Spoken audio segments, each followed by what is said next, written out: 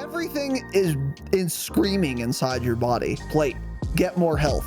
I want more health. Okay, man, but listen, if you start plating right now, you're gonna be halfway through the animation, and then they're gonna land one more bullet on you, which is gonna cancel the animation, and you're not gonna get the plate off anyways, and then you're dead. Yeah. So, here's the reality. Activision devs do not play their own game. 3,000 devs can't figure out how to add a reconnect feature to a AAA title, I guess. I don't know. Because Infinity Ward doesn't tell their consumers anything. Maybe that'll take some of the sweats away from Shoot House. You can cope about that for sure. Thanks for tweeting, at least. Thanks for doing more than Infinity Ward has done. They just keep tweeting about the soccer bundles in the store. Things that are bad. We've got a couple words. Why don't you kick it off, Tanner? This is going to be a longer section than the first part you guys heard. Change it, obviously, of course. Oh, wow. I didn't know I was going to be left alone. I'm super nervous. I don't know what to do. He left me, guys. Guess I'm doing it alone. Welcome. Hey, everybody. What episode is this? That's right. We're on 421. Episode 421. How's it going? Oh, he grabbed a little protein shake. Is that what he was doing? Is that the coffee flavored one? Up, man. That's the coffee protein shake? So my mom... Roommate? Lover. Yeah, and yeah, my roommate and also mother. It's a coincidence. I found her on Craigslist. She's a goofy bitch, right? Yeah. And she buys things that are just goofy flavored. She loves doing it. Goofy gal, that's what I always call her. This is the protein shake that was in my my pantry. Salted. Let's get a focus. Let's get a focus on that. Salted caramel popcorn. Jesus Christ. Sounds terrible. Awful. I will be drinking it, of course, but it doesn't sound good. Oh, you haven't tried it yet? This is going to be terrible. What is wrong with her? I didn't even know it existed. You know who likes to buy stuff like that that's really like weird flavors? I was going to say older Mexicans. From my personal experience, they always have really weird flavored stuff. They love cinnamon. So they get like anything that's like cinnamon in it, and it's just weird, like certain drinks that don't need it. Very odd. That sounds like one of those things. Give it a little test run. It's going to be disgusting. Probably one of the worst things you've ever tried. I mean, it's too sweet, but it's actually not bad. Interesting. I can do it. Drone strike your mother. Yeah. Well, welcome to the show. We are live. Today, we have a fun and exciting episode for which I've been doing ample preparation. Rebirth Island is perfect, actually. I take back everything I've said. I deny everything Tanner has said since season 3. If you don't like Rebirth, it's a skissue, which is a skill issue. I'm a god and a demon. I figured it out. I've cracked the code. I've unlocked it. And I've been just frying the past few days. And we're going to get into that. And that is the topic of today's episode, which is Rebirth Island. Tips, tricks, guides. Shut up. Etc. And there is a lot to get into today. Now, before we do, it's got a great aftertaste, though. Really? What is that? Weird? Premier protein. You know what's very weird? Whenever something has an aftertaste, it's almost always bad. Almost always. But this has a good aftertaste. Oh my God. They have so many flavors, man. Cookie dough, mint chocolate, pumpkin spice, bananas and cream. That would probably be good. Yeah, that's root beer float standard. Protein shake. Okay. Cafe latte. That one's good. Cafe latte. That one's real yummy. Peaches and cream. That could be good. Strawberries and cream. Cake batter. This is crazy. Cake batters. Premier Protein. Looking for sponsors, by the way, Premier Protein. And we are a health-focused broadcast. I don't leave my room. We do have a health channel in the Discord, they say, yeah. We do have one, yes. Peaches and cream does sound good, by the way. It does. But anyways, today we are not talking about peaches and cream. I wish we were. Today we're talking about Rebirth, as I said. So before we get into it, and I am excited to get into it because I have a lot to say. We did a spiritual predecessor to this episode, a part 1, if you will, on our Patreon, patreon.com/thedropshot. That went live for all of our patrons on Thursday. So this is going to be like sort of part 2. It's not necessary that you listen to that episode for you to listen to this one, but it would be better. And also, if you like this episode, if you enjoy it once it's done, then you might want to sign up to the Patreon because you get ad-free episodes, early access episodes, and bonus episodes like the one I just mentioned, which is already live. You get the whole back catalog. So keep your eyes on that. That is still our latest episode. We mentioned that on Thursday.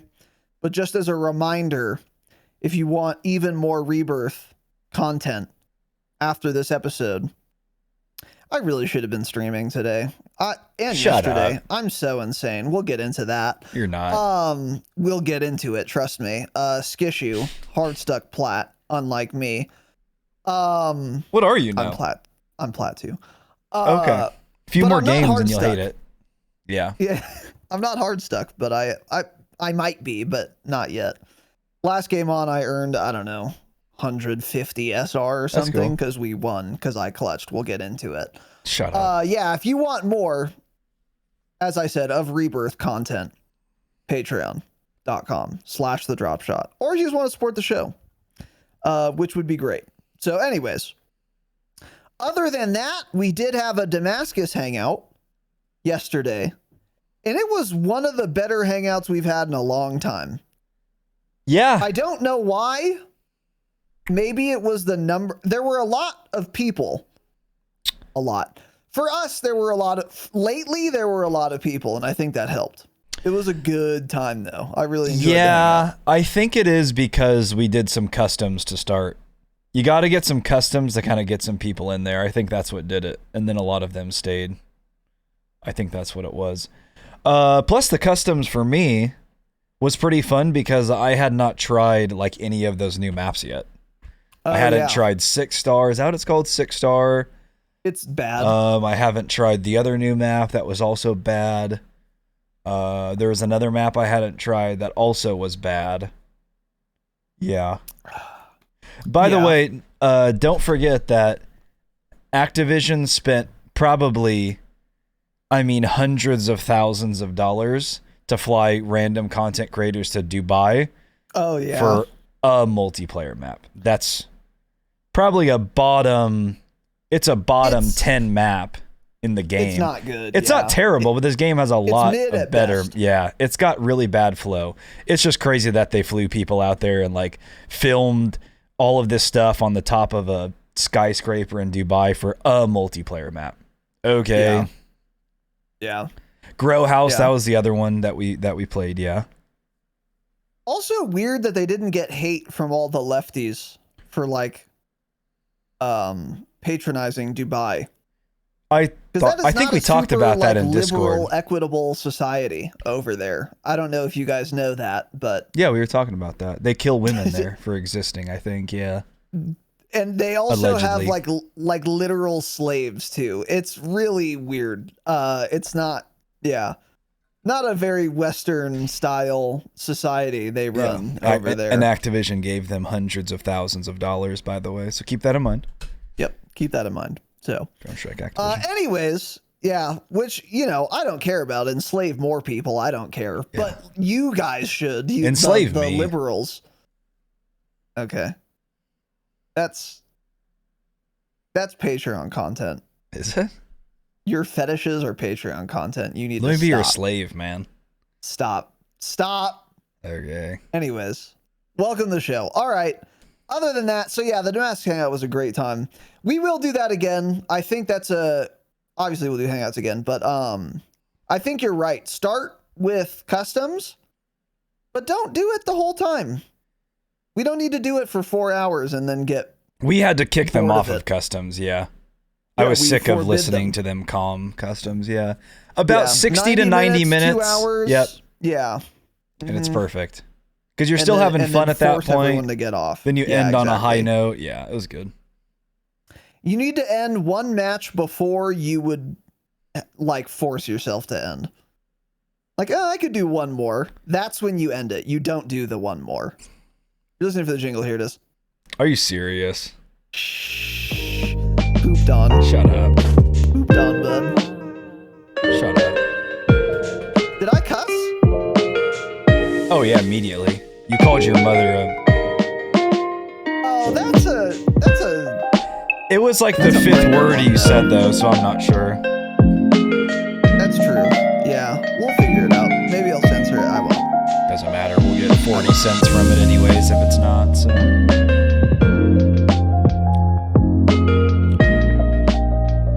This protein shake's terrible, by the way. Was it like a multi-pack, or did she buy a whole ass pack of that? She bought an entire pack, of course. You got to get her in here and ask her why she did that. And popcorn and salted caramel popcorn. You should text her right now and ask why the hell she bought that, and then give us the response later. Yeah, what the were you thinking? Yeah, that's anyways. All right, welcome to the show. Today, Rebirth Island tips and tricks. A lot to talk about. So, I'm going to start with some background, okay? Oh, boy. Just some quick background. And I say quick, and I use that word very liberally. Okay? Scrub 5 minutes or so, listener. Yeah. I might timestamp it. That's how much background you guys are about to get. Tanner has been telling me for, I'm not kidding, probably 4 months to solo queue this video game because it's more fun. I did it last year in Vondel a lot too. I used to solo queue Vondel so much in MW. Do you remember that? And I would always tell you guys, I'm telling you, I know the game is terrible, but solo queue Vondel is pretty fun. Yeah, yeah. So he's been trying to tell me for a while, like, dude, trust me, if you solo queue, the game's actually really fun. And I would always say, and I always thought, like, if I'm playing COD alone, I'm probably going to play multiplayer, specifically to like level guns or work on camos or something like that. But I'm not going to play Warzone alone. Like, your team is too important. And also, it's just not going to be fun having terrible teammates looting for 20 minutes and then dying. It's not worth solo queuing. And then Tanner was like, but trust me, the SBMM is way less strict because if you queue solo, it generally puts you in either lower SBMM or against more solo queuers than if you like play with your friends, or both. I don't know exactly, but whatever the case may be, the lobbies are easier. So I was like, okay, never did it. But since Thursday, I played some Rebirth before that Patreon episode we recorded. But I knew we were going to talk about it obviously today, so I decided to play a lot more. However, I don't have friends who like me. So 2 days ago, I was like, hey, anyone want to play Rebirth? They all laugh reacted me. Got it. Thanks, guys. They could play. They were not busy. They were doing nothing. Jake was reading the label of a vitamin bottle, probably. And he could have gotten on, but he chose not to, right? And because none of my friends, they're not good people, my friends. I wouldn't even call them friends at this point. Friends is, again, using that term loosely as well. So I was like, okay, whatever. I have to play Rebirth more. Like, I need to play more before Saturday, just to get a better lay of the land to, talk about it. So I was like, all right, screw it. I'm going to solo queue ranked. And my rank was gold, like 3, I think. So I was like, all right, well, let's see if Tanner's right. Let's see if Tanner, because I played one game. That's why it was gold 3, by the way. Let's see if Tanner's right.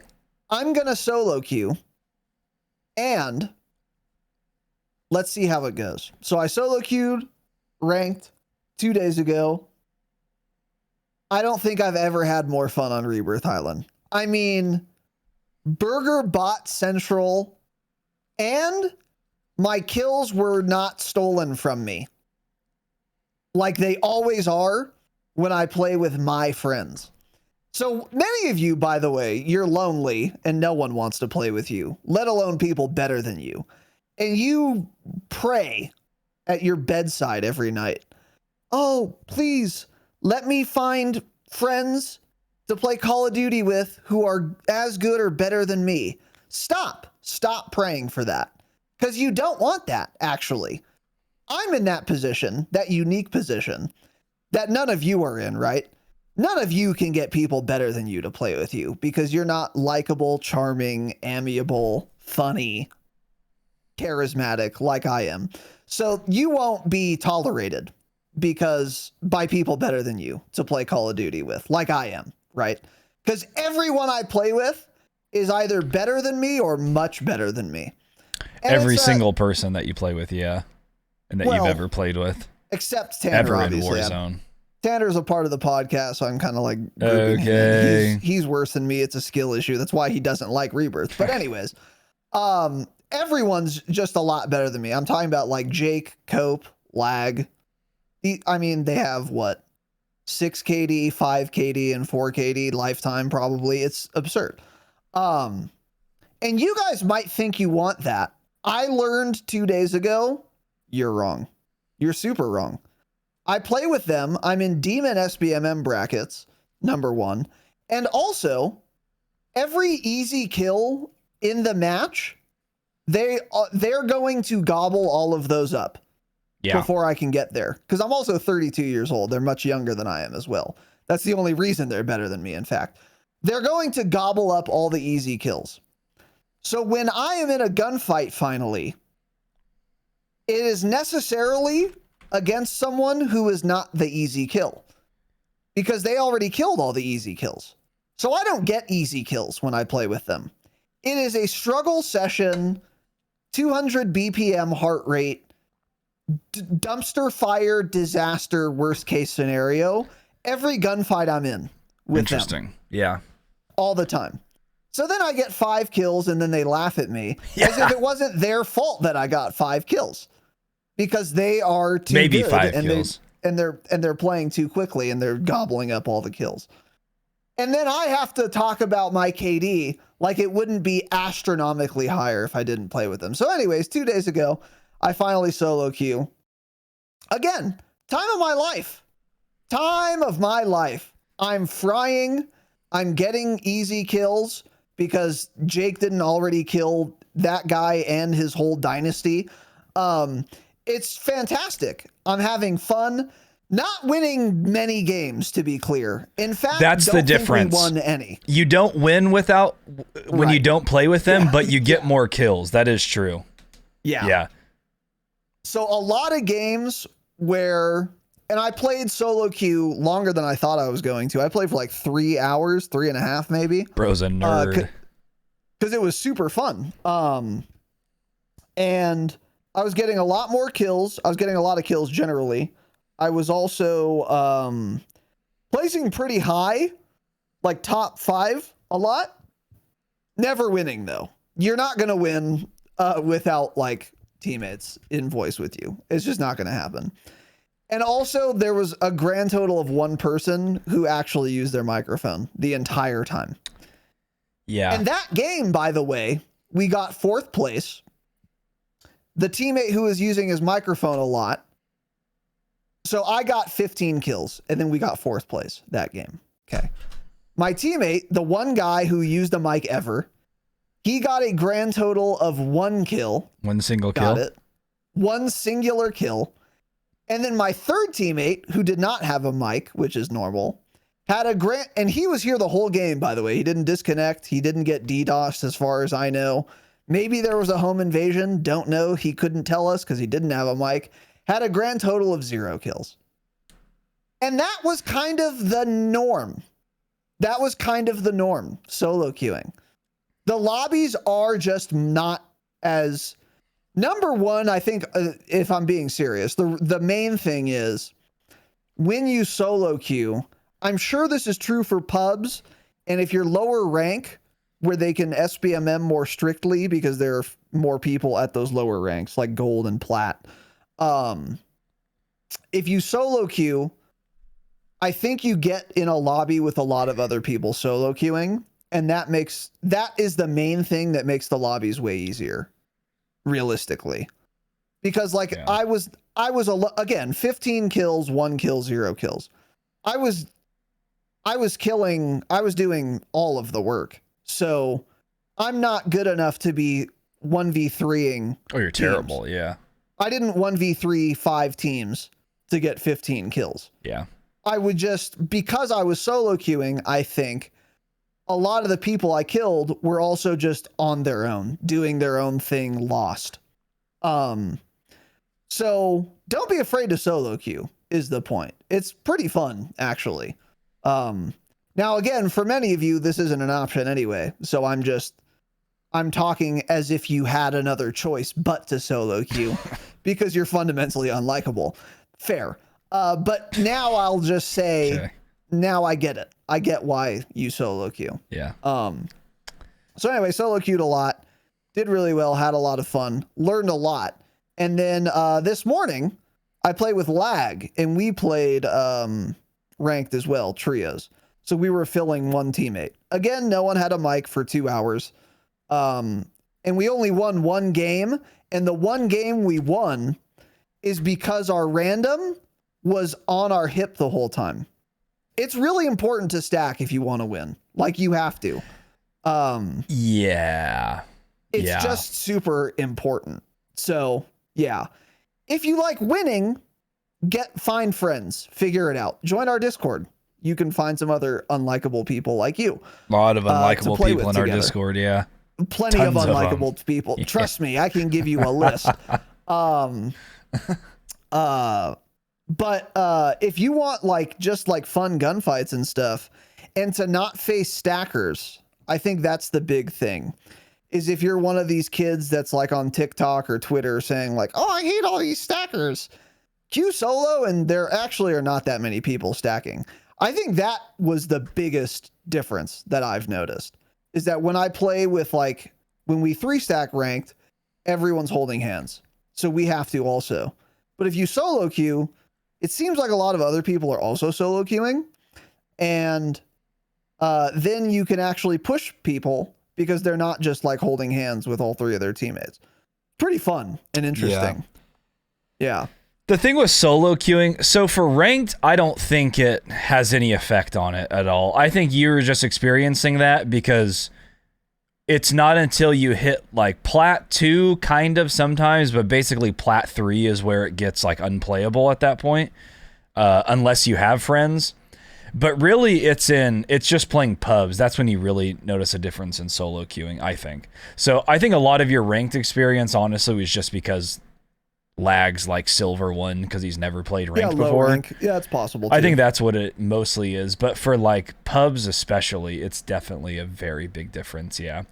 Well, the reason I say that though is because the last time I played with Cope and Jake, we were 3-stacking ranked, obviously, and we were all lower ranked than I am now, and everyone was stacking. Everyone was holding hands. When did you guys? I don't know. Was that Rebirth this season? In the season though too. That could have just been all the super sweats were on at that point, and in your rank still. Because even when we 3-stacked when ranked came out on Fortune's Keep and we started late. Remember how awful all those lobbies were till we hit plat? I mean, they're terrible. I think we won what, our first 5 matches we played of Fortune's Keep ranked. 4 or 5 matches in a row, we easily won all of them. Yeah. But yeah, solo queuing isn't bad. So those of you who are like, oh, I hate playing alone, it's boring, I wish I had friends, don't wish you had friends. It's not worth it. It's better without them. The thing is too is I know somebody is probably thinking oh, it's because you're getting easier lobbies because you're not playing with your better friends. I get your point, but my BR KD is still above 3. So if their KD is 4.5, it's not putting us in different lobbies. At that point, it's the same, basically, there aren't enough people over a 3 KD. Exactly. So that's the same lobby. So it's not like I'm getting easier skill-based matchmaking playing solo. It's just 1000%. The skill-based matchmaking is less strict when you solo queue in a game mode like trios or quads. Also, definitely, if you If you solo no fill into duos, trios, or quads, it also gives you burger bot lobbies. Because it knows you don't have teammates. That's absolutely a thing. Like, it's not technically confirmed or anything, but I promise you that's the way it works too. And I was doing that on Urs last week, 2 weeks ago. I was just solo no filling duos on Urzikstan. Everyone was terrible, and I was doing pretty well. It was actually really fun. It's a great little way to practice. That seems like pretty common knowledge. It's not like like you said, it's not officially confirmed. But when you watch like Nixta, that's what he's doing. Like they're solo filling quads or not filling. They're solo queuing. Well, they're also fill off. Well, they're also queuing quads because they're two boxing. Yeah, so that's so true. We think they're solo queuing, but they're really not. Yeah. Even before that, though, before the multi-box thing, this has been like a known thing. Mm-hmm. If you queue into a bigger team, So duo quads. Anyways, Anyways, all of that is to say, I was kind of having a little fun, obviously, with that, but the genuine, sincere point is that, don't be afraid to solo queue, ranked or unranked, any mode. This would apply to big map as well. So I know this is like a Rebirth episode, but everything I just said also applies to big map as well. Like you're gonna probably I think you're probably gonna run into fewer stackers if you solo queue, whether you fill or not. And the lobbies will generally be easier, and it's a good way. I feel like I'm talking to no one because most of you probably don't play with people way better than you, but if you do, and that frustrates you because like you're not getting kills or whatever, play without them and you'll get a lot more kills. Trust me, like that is a real thing, but I don't think that advice applies to many people. Not having friends. Yeah, just continue to be a loser. So anyways, all right, now with that said, so again, since that Patreon episode, I've played a lot, and it's been solo queue, ranked, and also playing just with one person and filling our third ranked. And you're basically playing with half a person with lag because he had to leave every 5 minutes to tend to his baby, right? That's right. And he has half of a brain because he got it chopped off by a crane. Yeah. So like a quarter person, really. Yeah. So that is kind of some extra background for you here. With that said, though, I've been making a concerted effort to watch a lot of top 250 Rebirth streamers between Thursday and today. So I've watched a lot of Symphony, Iron. Who else was I watching? Mostly Iron? Symphony and Iron. Yeah, he's on the toy and he's playing Rebirth. Yeah. Really? Yeah. What rank is he? Or is he playing not pubs? top 250 yet, actually. You're right. But he's iridescent right now. How does he play? Does he play for, well, I guess he kind of can't really play for wins if he needs SR. Does he actually have Gunny? He plays. He always has, dude. Yeah. Well, yeah. He always, but also keep in mind he's on controller now. So of course, I haven't watched him in a while. I'm not sure how his Gunny's looking. He still plays like his way though, his like very idiosyncratic play style. Even when he plays aggressive, he's like I saw him this morning. He was on top of a box and he put down a deployable cover. It was a smart play though. He's a smart guy. Yeah. Who would do that? Yeah. It was just funny. An interesting play style to say the least. Yeah. Yeah. Interesting. Acoustic, some might say. Yeah. So with that said, these tips and tricks are going to be based on my own experience, the experience of my friends, insofar as they have been playing Rebirth lately, and watching really good players stream quite a bit the last couple of days. So I want to start by talking about weapons. So in that Patreon episode, I had said I was looking for a good subverter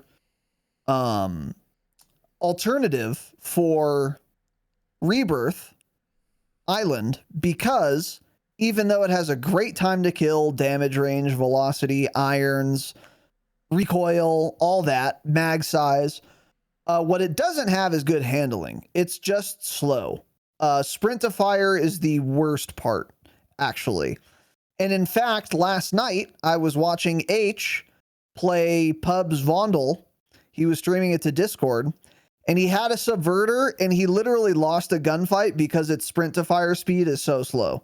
Like literally, I'm not kidding. Yeah. He didn't even fire his gun. Gun sucks. Yep.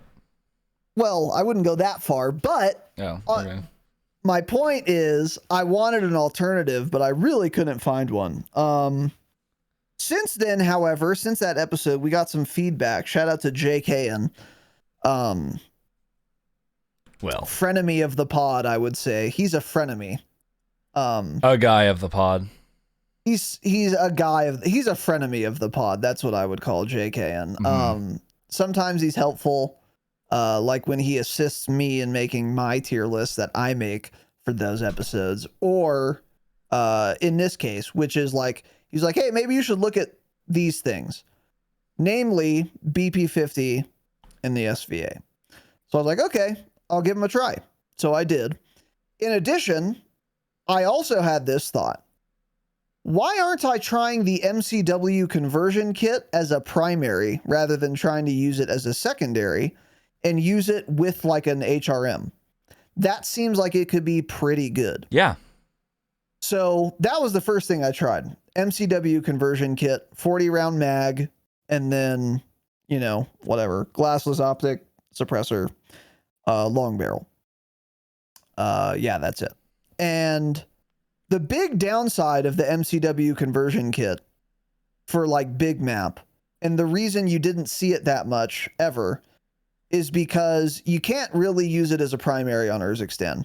That's why the only time you would really see it is if someone was sniping and that was their secondary.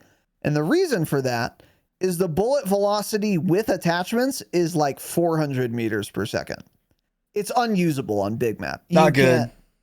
You can't use it long range at all. Like, for context, the average AR is like 800 meters per second velocity before attachments. Maybe 900 before attachments. No, most are like 650. Okay.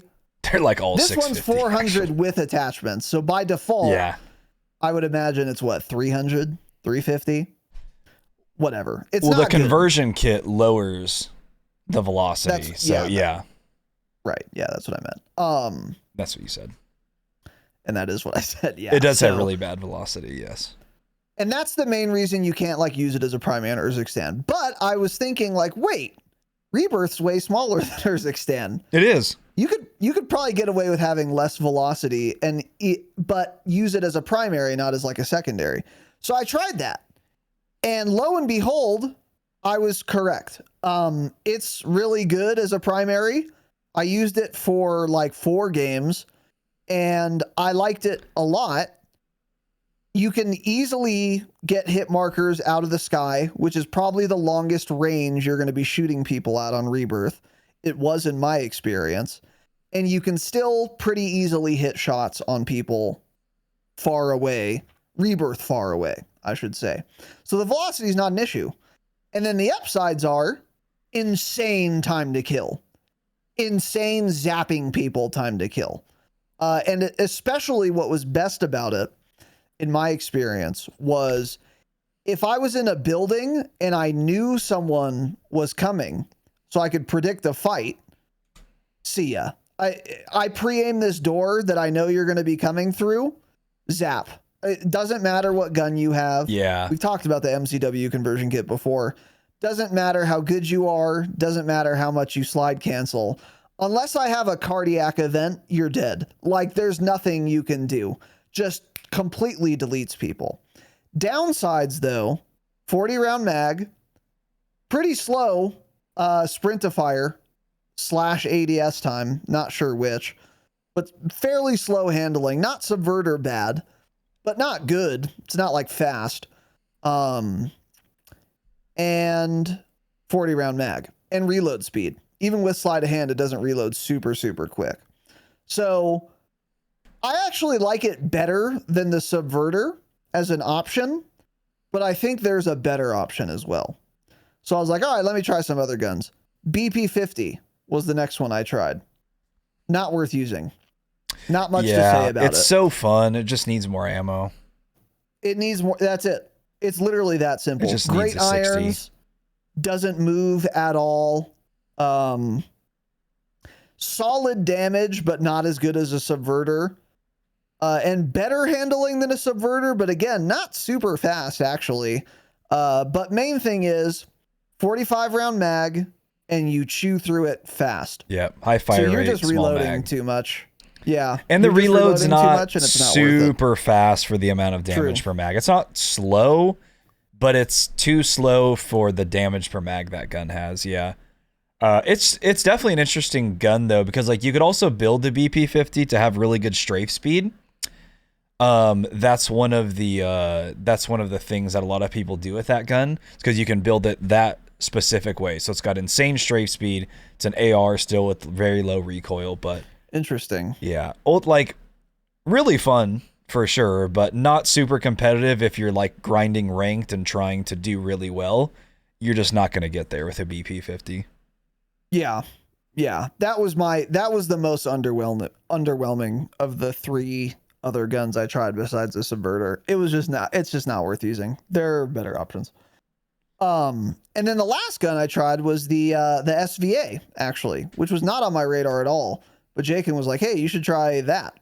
So I looked at the TTK charts and stuff, and it definitely kills slower than the subverter, but I mean, not too much slower.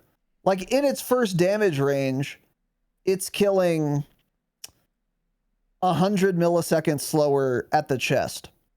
But its first damage range goes out to 24 meters, whereas the subverter only goes out to 22.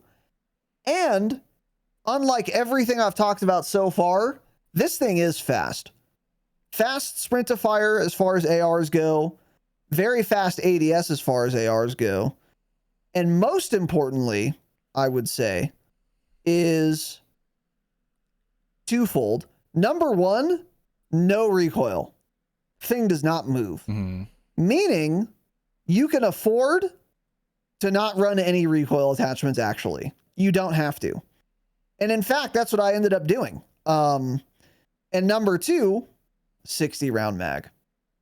And like even comparing that to the Subverter's 50, man, I think I've just been sleeping on just bullet numbers, like magazine size.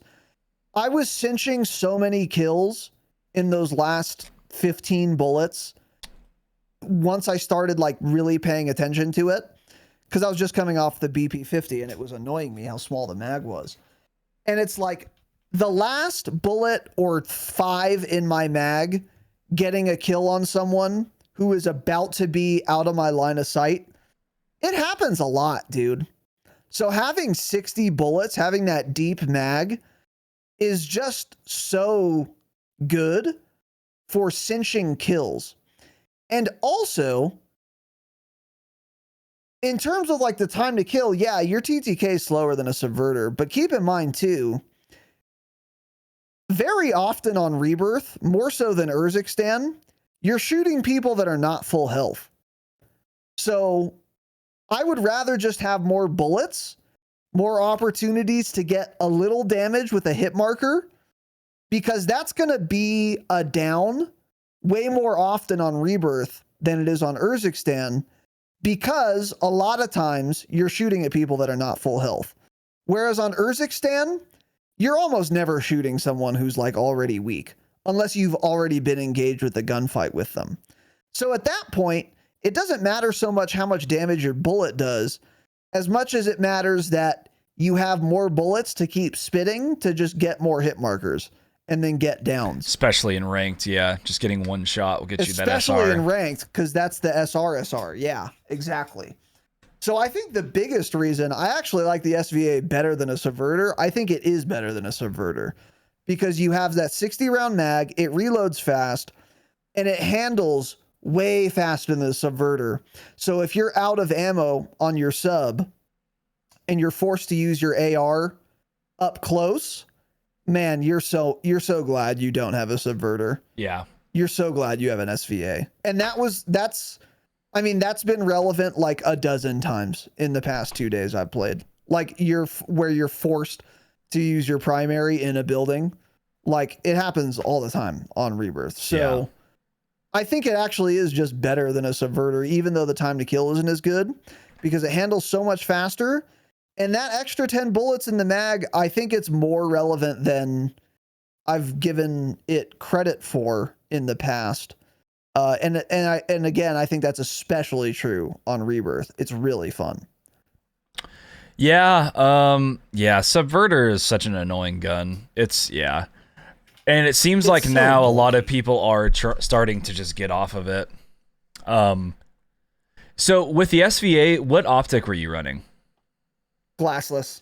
Okay, because that's the gun a lot of people still run the choreo on for some reason. That's like one gun where you'll see people running it in burst. Even on Rebirth, but especially on Big Map, they'll use the choreo Eagle's Eye, which, we've talked about that. I think that's cap. Yeah, lag doesn't keep up. He doesn't know what's going on. I think that's cap too. I think I would just use the Jack glassless probably. That thing must seem like it doesn't move whatsoever when you fire it in burst with that optic on. Yeah, but I need to try that. I would never run a choreo on Rebirth for exactly the reason I just mentioned, which is you're going to be forced to use your primary at 5 meters a lot. So I super don't want zoom. I super don't want it. Even if it doesn't recoil at all with the choreo, cool.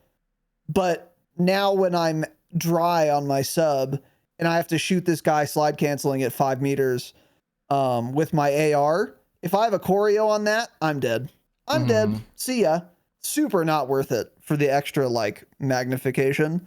I think that's insanely cap. Yeah, I would not do that.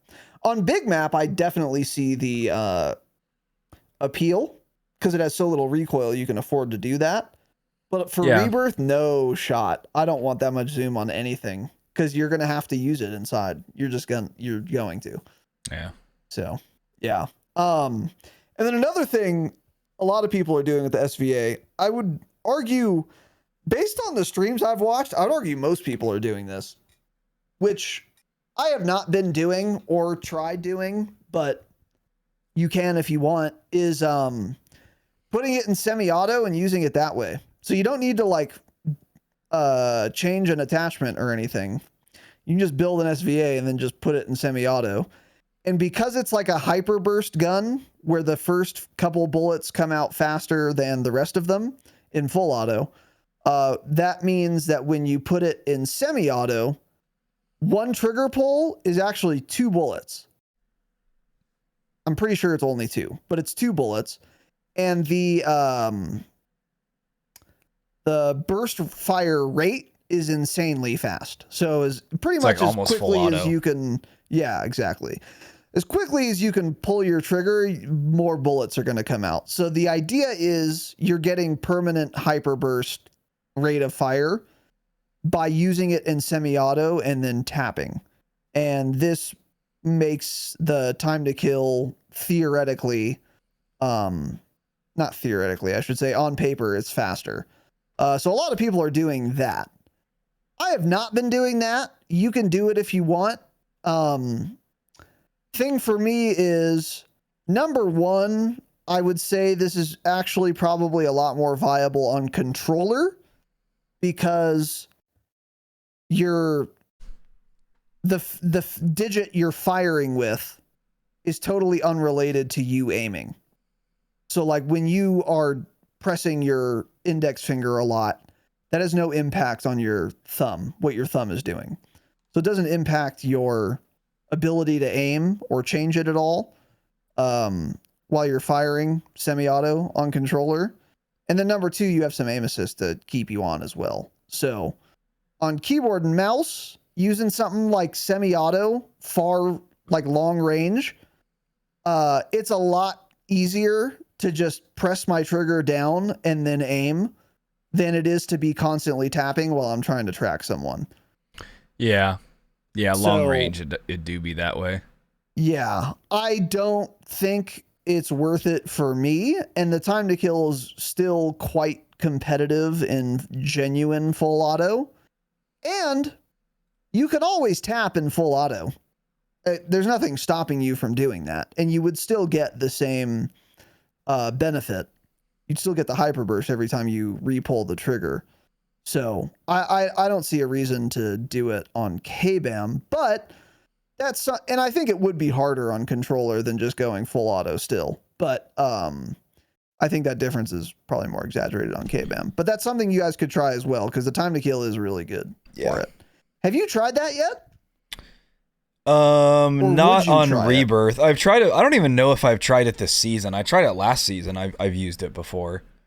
But on Rebirth, I will definitely try it on Rebirth, because I'm looking for anything that's like pretty comparable to the Subverter, but just more fun and faster to use. Because yeah, that gun is not. It's a really bad gun to have as like the meta primary, in my opinion. It's not fun to use at all. At all. Yeah. I would rather like use the Ram still than the Subverter, honestly. It's such a boring gun. It's just too slow, bulky, uninteresting. It feels like, kind of feels like you're using an MDEV2 gun. Yeah, that's a good way to put it. It's like slow sprint to fire. Yeah. Not a huge fan. It is pretty boring at this point. Yeah, I'm kind of over it. But anyway, TLDR there is that, yeah, I think what I said in that bonus episode, I think I've changed my mind on it. I think the SVA is just better. So as a primary, and that's mostly what I'm seeing. I'm still seeing people use the Ram 7. Don't be swindled, by the way, by seeing streamers using this. A lot of streamers are not using it anymore, but like some are. Iron, for example, still using a Ram 7. Don't. There's no reason. SVA is better in every way. I don't know why you would use a Ram 7. Use the SVA in full auto, and you're still going to have faster time to kill, longer first damage range, a headshot multiplier, which the Ram 7 doesn't have anymore. And you're also going to have a 60 round mag. It's also going to have less recoil than a Ram without having to build it that way. So you can afford to put like high grain on, for example, which I ended up doing. There's no reason to use the Ram 7. It's not good. I don't know why anyone's using it. They're just super comfortable with it, I guess. But yeah. So then moving on from there with SMGs, not anything really to say here. It is the HRM still. Duh. One thing I will say, though, is I tried the new suppressor. Because the meta, I think, for SMGs that everyone uses is the Zem compensator. Most people, yeah. Shortens your radar pings, so you do appear on minimap, but not as long as if you were firing just without a muzzle at all. But mainly they use it because it doesn't impact your ADS speed at all, or if it does, it's very negligible, but it also gives you good recoil control. I don't know if that's literally the stat. I think it gives you like firing aim stability and maybe like gun kick or idle sway, something like that. But it basically helps with your recoil. But on the HRM, and I'm saying this as someone who plays KBAM, I don't need that. You don't need the extra recoil control on the HRM, in my opinion. And I would rather just be off minimap. So I was like, all right, I'm going to throw a suppressor on. But I didn't want to throw on the sonic suppressor, which gives you more damage range, because that hurts your recoil control a little bit. And I don't want it too bouncy because I use it with iron sights. So then I looked at the new suppressor, the Requieter, I think it's called. Yeah. The way to unlock this, by the way, I'm pretty sure, is you have to level up the new SMG, the Horus. It's terrible. Yes, that's where you don't level it to use it, but level it so that you unlock the new attachment, the Requieter. Then you can put it on any SMG. Yeah.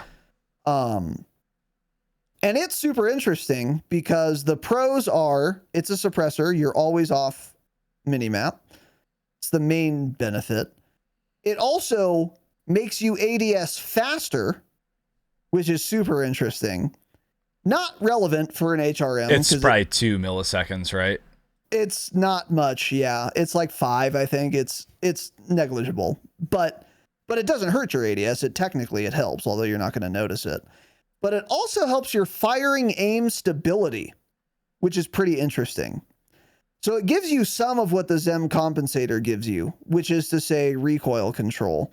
But unlike the Zem, it totally keeps you off minimap. And then the downside is the only con the game says is laser visible in ADS. No, it's not. It's not visible in ADS, actually. It is the faintest blue laser I've ever seen in a video game, and you have to try really hard to see it. You won't see it unless you're standing still and telling someone to look for it. I tested it with lag in the pregame lobby. I was like, dude, tell me if you see this laser. And I ADS at the wall, and he's like, no, I don't see it. Oh, wait, there it is. And like, it was a joke. You can't see it. So it's basically a suppressor that keeps you off minimap, increases ADS speed, and increases firing aim stability with no cons. Sign me up. In the case of the HRM, since I don't need the extra recoil control, I think this is the best attachment to run because it still gives me a little recoil control and it also keeps me off minimap. I'm a big fan of it. And the laser, no one will ever see it. It's super faint. Go look yourself. But I would encourage you guys to unlock this suppressor. It's I like it a lot. Don't forget, like, one of the biggest reasons people run the Zemin 35 is because it cuts back on all the muzzle smoke. You get, like, no muzzle smoke. That's, like, the big reason everyone runs it. It's not for the recoil control or anything. Yeah, it's like, I mean, you do get, a good amount of recoil control with it, but that's why I like it so much.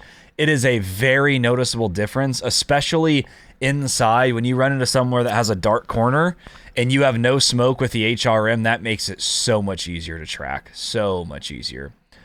It is, I think, a little weird that so many controller players use it, but I mean, whatever. It's a good muzzle device, but I think if you're on KBAM especially, and you need to like track in a dark corner, and that muzzle smoke will literally make it so you just can't see the person at all. I think that makes it worth running.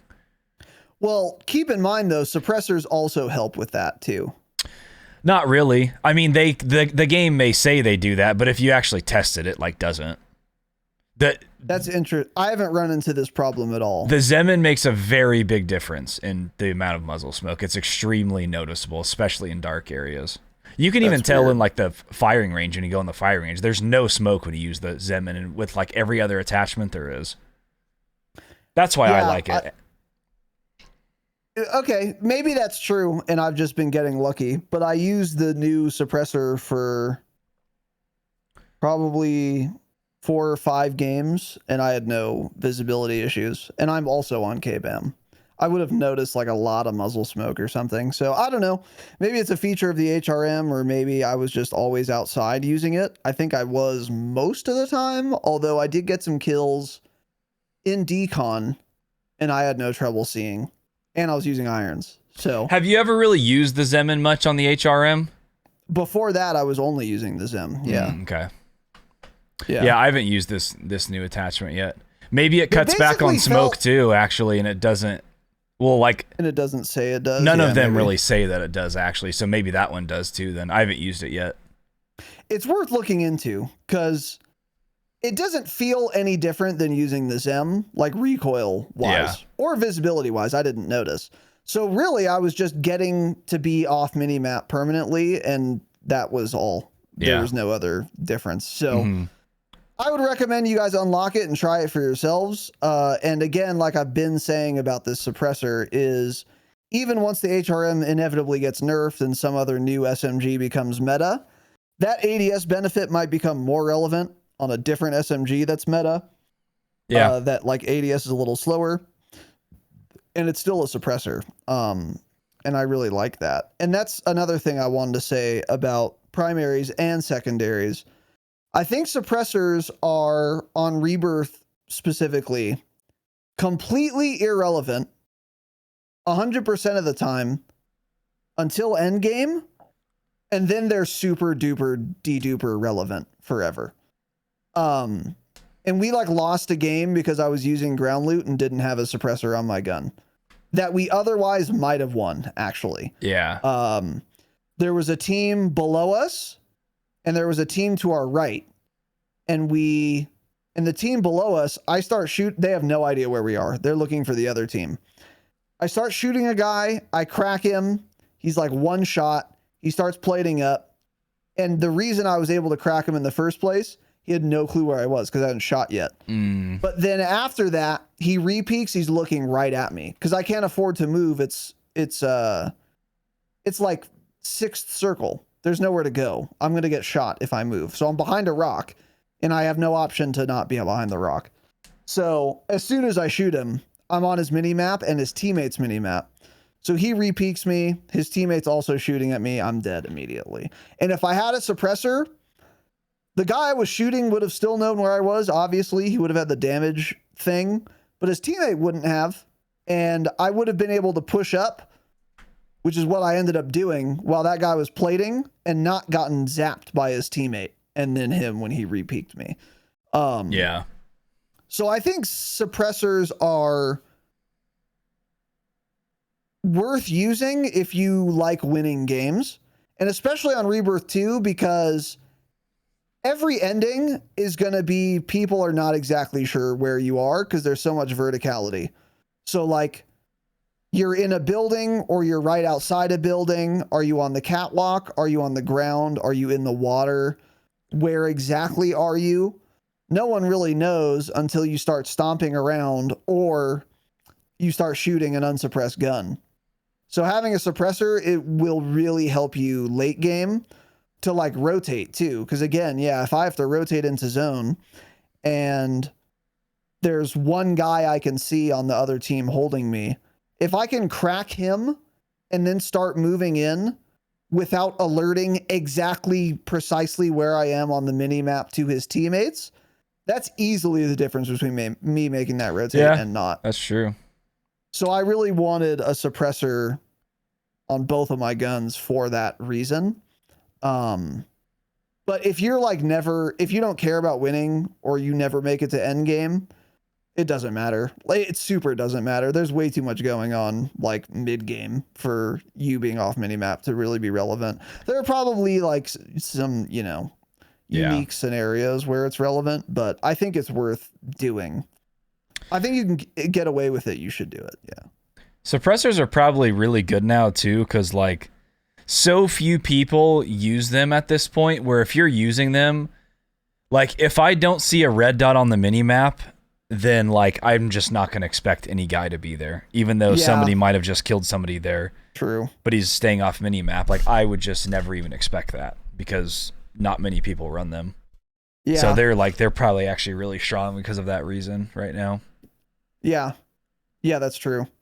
It's also nice. I guess I should say like mid game. It is also kind of nice if you are in a building with another team, but they're not like on top of each other. So like maybe one is downstairs and then like two are like upstairs or whatever. And you kill the guy down like bottom. His teammates are going to come look for you. But if you have a suppressor, they're not going to know like precisely where you are when they jump down to try and find you. And that can help too. But I think the main reason is, for endgame. It can help you tremendously.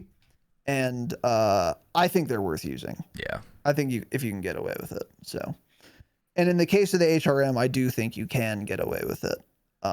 But try it for yourselves again. You can use another suppressor too. I think the important thing is being off minimap. I don't think it's using the new suppressor, but I do think the new suppressor, that's my favorite option right now. It's great. Firing aim stability, stay off minimap, little ADS speed, which doesn't matter. No downsides. So that's pretty cool. So, yeah. In terms of lethals as well, by the way, this is one thing where there is no agreement. I've watched 10 streamers and they're using 12 different lethals. I mean, they're using all of them on Rebirth. I'm seeing people use throwing knives. I'm seeing people use Semtex. I'm seeing people use, what was the other one I saw? Thermite. Those were really the only three. But there are probably some other ones. And this is one where I actually don't know what to run. I don't know what's like best because throwing knives are really good. And when you want one, it can absolutely be the difference between dying and not dying. So I've been running quick fix instead of tempered as well. And I have won probably, like, I'm not kidding, like 4 to 6 1v2s only because I have quick fix and throwing knives, where I otherwise am 100% dead. Because I can get a down on one guy, his teammate is pushing right behind him, and as soon as I get that down, zap him with the throwing knife so I don't have to worry about him selfing, and I get that quick fix tick. And I can start shooting the other guy quickly because I have enough ammo in my mag because I didn't have to continue shooting the other guy. I'm not kidding. It's gotten me like 5 or 6 like 1v2s. That without quick fix plus throwing knives, I'm not getting. Because they also just come out of your hand so fast. Yeah. And then this is more rare, but it did happen, I think, once today, where I was last one alive, waiting on resurgence timer. Some kid pushes me. Some kid's team pushes me. I down one, and I just knowing I'm going to die, I throwing knife him, hoping that it lowers the timer enough for lag to come back. And then I got the full, and then it was like a extra 5 seconds taken off the timer. So then lag respawns right before his other two teammates just dumped me. Yep. And I was like, nice. That's true. If I didn't have throwing knives there, I wouldn't have gotten the full.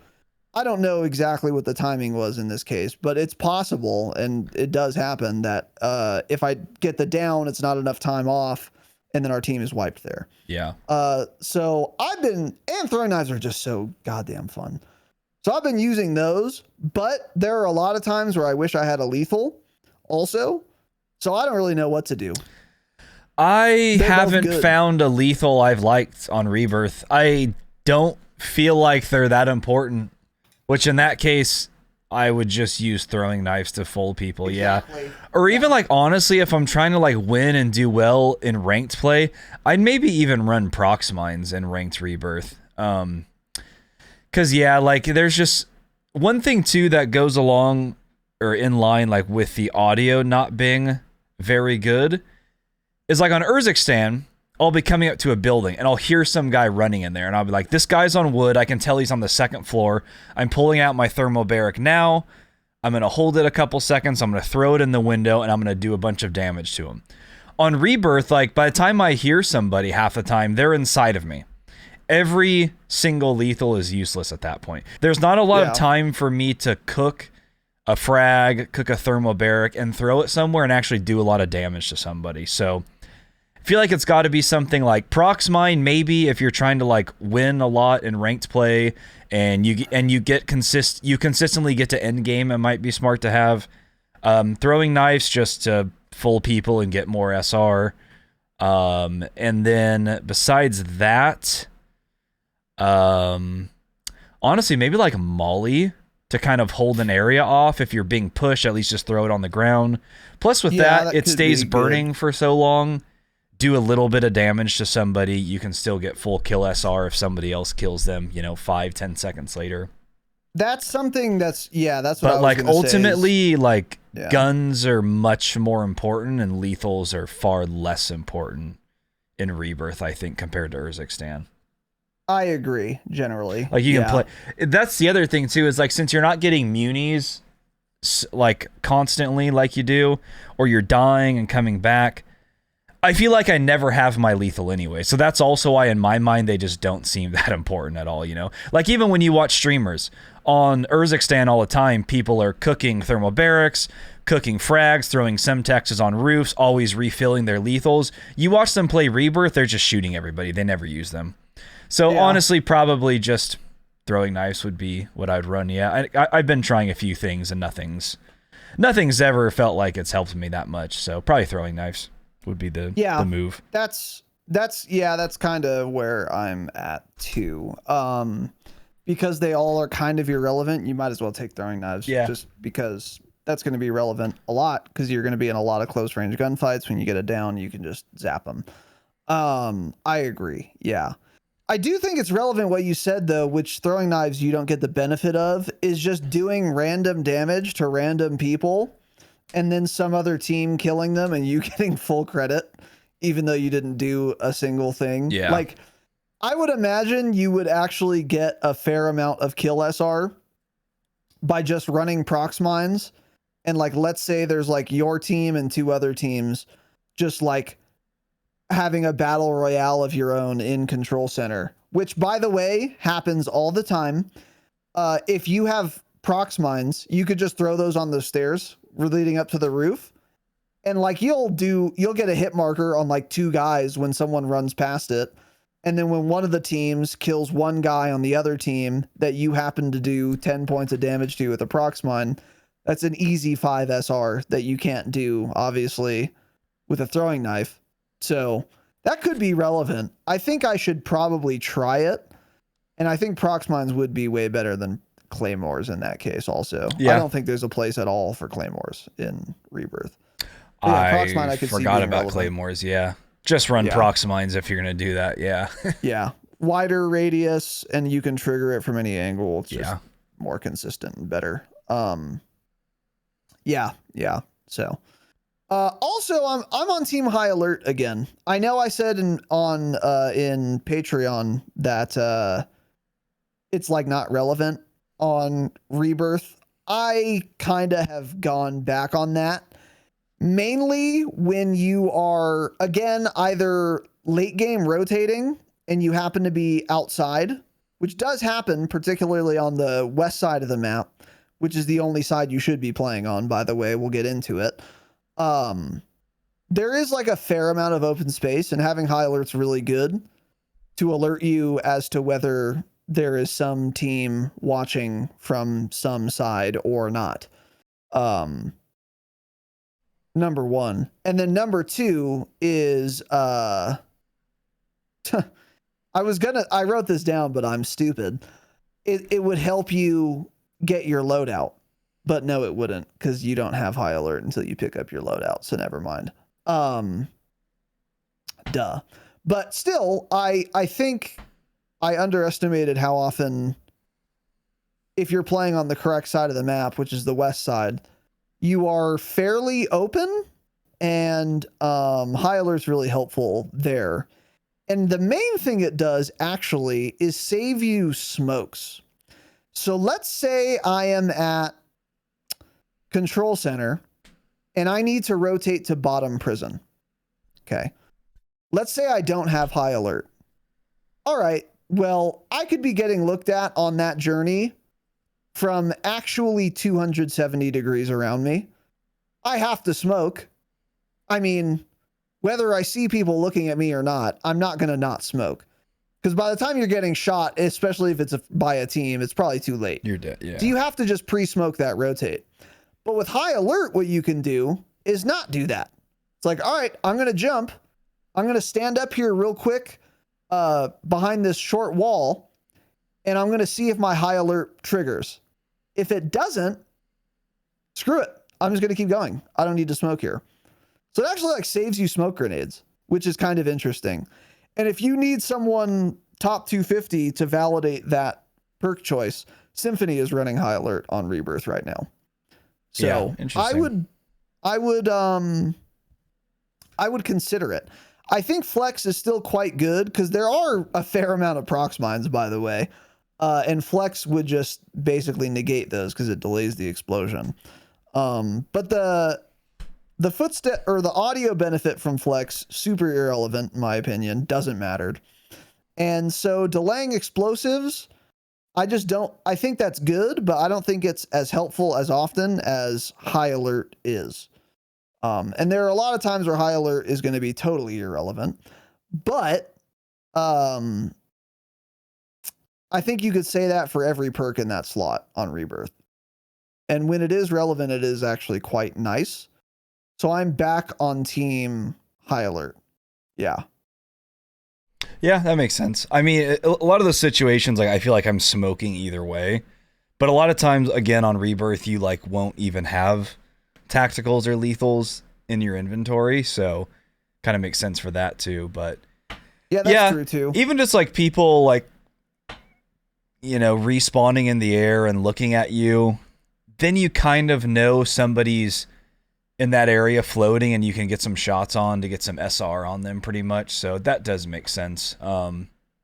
Yeah, I just don't usually put much thought into that perk category. I just kind of run what I usually run, which is flex for me. But yeah, high alert does make sense. I'm interested to see what most people are running for their total perk loadout right now, and for like ranked rebirth especially. I'm sure, like we talked about, they're probably all running Mountaineer. And then between double time and sleight of hand, I'm not sure. I haven't really been watching too many ranked streams, but I feel like most of them run double time, which we talked about in the last episode. That to me doesn't really seem like the play, especially on rebirth when like you're usually not even sprinting for that long of a period of time. You're in like one little area. But a lot of them always seem to run it, so I'm curious about that. But yeah, I should give high alert a chance again. I don't think I've honestly ran high alert in this game for, God, probably a few months. Ever since real early on, well, I guess not real early on, but probably like mid to late season 1, when Jake kept talking about how good it was, I swapped to it and I just never stopped using it. But high alert, especially for rebirth, probably makes a lot of sense. Because like if you're like bottom prison, for example, and like some guy's down the lane and he like turns a corner and he doesn't even maybe register that you're on a screen, high alert's gonna start going off. And I'm not gonna be able to hear that guy, and that can give me the amount of time I need to basically take that gunfight and even catch him off guard at times too. So it does make sense. Yeah. I'll probably start running it when I play Rebirth.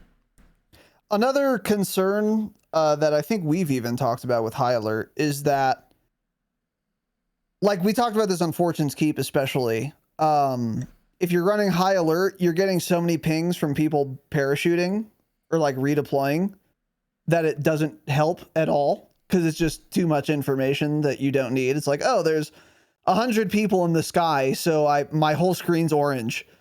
This is not helping me, which is fair. But on Rebirth Island, that is not the case at all.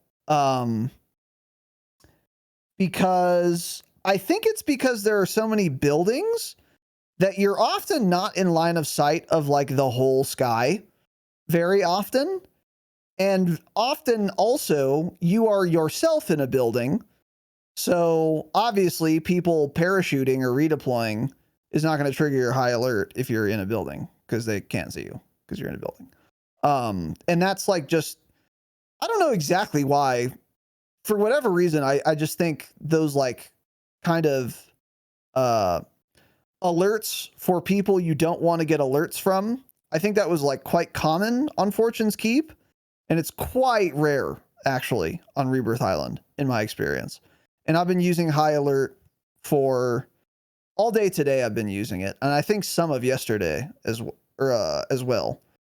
I was using flex before that, but I switched to high alert mid-sesh when I was like solo. And yeah, not very many like, again, registrations from people I don't want it from. And it can also help you if you're like on top control and you are getting parachuted on.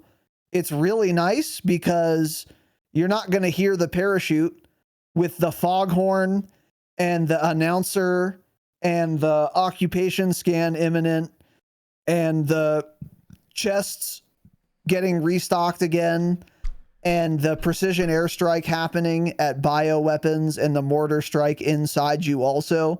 You're not going to hear the guy parachuting ever. So high alert's also nice in that case, because I have absolutely, before I get perks, just been dropped on and having no idea that they're coming. Yeah. So good for that too. So yeah, I'm on team high alert for sure. So yeah, let's see. Other than that, what else do we got? Yeah, solo queuing. So if you're playing with one other friend or two other friends, then you should just save your money for a loadout if you drop in the correct spot, which we'll get into. because you actually can get away with doing that. Yeah. Stop dropping Control Center. It's dead. We've moved on. We'll get into that in a second. And I have the meta drop spot for you guys now. But if you are solo queuing, you'll never buy a loadout. I bought a loadout once in 3 hours, and I was trying every single game. When I was solo queuing, everyone is brain dead. They're not going to drop money. They don't know how. They don't know that it's an option. You'll never buy a loadout solo unless you loot $12,500 yourself, which is probably not worth doing. So set up, make sure you have set up a secondary class where you can buy a weapon from. So obviously you're going to have a primary class set up because you have your custom class, but just make sure you also have a custom class, name it like secondary, and have your primary on that class be your HRM so that you can buy it and then also buy your main gun individually for $2,500 a pop. Because if you're solo, again, you are never buying a loadout. Yeah. Hopefully you get one by getting the free one, but you're never buying a loadout. You can go for it, yeah, but you're never going to. So make sure you have the capability to buy both of your guns, because that helps tremendously. Obviously, I'd rather also have my perks, but having both your guns is like 80% of the importance of a loadout. So, and that's very achievable, because $2,500 is like nothing. So you can just buy one gun once you've had that, once you've gotten that amount of money, run around, keep looting, and now you have a demon HRM in your hands while you're looting the remaining 2,500 you need. So you're heavily advantaged in any gunfight you get into. Yeah, make sure that's set up basically. Cause I had a couple games where I could only buy a primary because I hadn't thought to do this yet. Yeah. And it screwed me. So yeah, have that set up. Yeah, I did that too. I was redoing my custom classes, so I deleted like 6 of them because I had way too many for no reason. And then I loaded into Rebirth, and I was going to buy my SMG, and I realized I didn't have it as the first gun on any of those classes. Sick system, man. Yeah, very cool. So that, by the way, in the patch notes 2 years ago, they said, oh, you could buy secondaries now. Okay. Never worked once. Yeah, that's what they claimed in season 2, right? Or that's what everyone said. Reloaded or season 2? I don't remember ever reading that in the patch notes, but everyone claimed that's what they said. Yeah. I think everyone just lied about it. I think one person started a rumor and it was really never said. I think it's more likely Activision devs lied about it, actually, because they have a track record of just lying, just blatantly just telling lies. They love to go on the internet and tell lies. Yeah. Plus be not truthful. So, I don't know. Either way, you still can't do it. So make sure you set up that class. Now on to what is the drop spot? Raz, you figured it out. Tell me about it. Well, I am as shocked as you are that I'm about to say this. This has historically been the second worst place you could put your character early game in the past. But it's not true anymore. And that place is, I don't know what it's called now. Stronghold? I think it's called Stronghold now. What is it called? Is it called that? Is that what it's called? It's Stronghold, yeah. It is Stronghold. Stronghold. Okay, yeah. That bottom part of the map that has the helipad. This spot is goated, dude. It's so good. Here's why. Unlike before, it now has a balloon that's always there, and it's a super safe hittable balloon, by the way. There are like walls like surrounding you when you're hitting it. So even if there's other people in Stronghold, you can get away with hitting it usually. Number one. And that's a 10. I hate that joke. Well, someone else has to say something first, but that's, oh wait, no. Let's see, put user in timeout. That's a 10. There you go. Who's a 10? See ya. That's a 10. You gave Pat a 10 for that? Come on, man. I hate that. It's such a like he gave us $10 joke. He gave us $10 this episode. And now he can take 10 minutes for making unoriginal jokes. Right, see you in 10, Pat. That's a 10. Anyways, what was I going to say? Yeah, great, super safe balloon, super hittable balloon. So rotating out is already infinitely easier because of this. And you can get far with this, by the way. Lag and I, in fact, today took that balloon all the way directly to the tower that's right next to prison. So you can get into zone. Yeah, yeah. So that's one thing about it. There's also a new horizontal zip on the northwest side of prison. It's not very long, but it actually helps a lot because you can circumvent running up and around, because otherwise you'd have to go up and around left or up and around right, and it would take you considerably more time than hitting that zip. That didn't exist before, now it does. Those are the two big reasons, mainly the balloon usually, although that zip is relevant 30% of the time. That landing stronghold is actually not a death sentence like it used to be back in the day. And then there's also always the chopper if you want. You never really have to use it. We never have, but I guess in theory you could use that as well. I just don't see the reason to most of the time. But more importantly than all that, so number one, it's not a death trap landing there anymore. So that's a prerequisite for any drop spot is, will I die for sure landing here? The answer used to be yes. So it wouldn't have mattered what's there, what loot is there. There's a Juggernaut suit. Wouldn't matter, literally. There could have been a guaranteed Juggernaut suit and it still would have been the worst place, second worst place to land in old Rebirth. It's that bad of a spot, or it used to be. Now it's not because of that balloon mainly. But also the loot here is really good. There's a Jaeger stash right next to the buy station. If I could point it out to you, I would. I should have taken a screenshot actually, but there's the buy station that's on the wall of a building outside. Run through the building on the other side. Then there's like a little tiny short wall. Hop the short wall, look right, and there's a Jaeger stash right there. These are these hidden caches, they're called, that always have really good loot. Yeah. They're like an orange box equivalent, basically. Maybe even a little better, actually. So guaranteed a lot of money, something good. Yeah. So that's always there as well. And not many people know about it. So you can almost always. Which one are you talking about? Where is that one? You know where the buy is? Yeah. At Stronghold? At like the edge? Yeah. So imagine you're facing the buy. Mm-hmm. Go into that building. Keep going straight. Pop the little short wall. You should be looking at the water. Turn right 90 degrees. Oh, okay. And it's on the ground right there. Yeah. But also it just has a ton of loot everywhere. There's an ammo refill thing. There's a bunch of weapon lockers. There are a ton of orange boxes. You can easily loot. If you looted the whole place, you probably have 45, 50 grand. It's a ton of loot there as well. And most importantly, either no one will land there or one other team will land there. And every time one other team has landed there, they've been terrible players.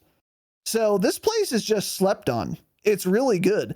Great loot, easy to rotate out of with a balloon, a very nestled, safe buy station.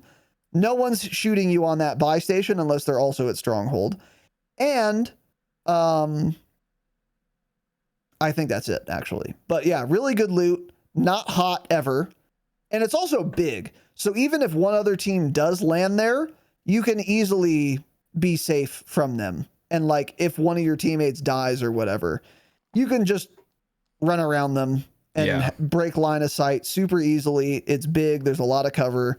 You can run out the resurgence timer. And then worst case scenario, you can drop another POI to regain. But you don't even ever have to do that because it's a big enough POI on its own that you can just avoid the other team and loot up before you fight. Like 100% of the time. You can also jump in water easily there too to get away. I did that. You can get in water. Yeah. I think that's when I was random filling last week, but my teammates were both dead, of course, and the other team started chasing me, and I jumped and dove into the water and went as low as I could, and they started shooting me.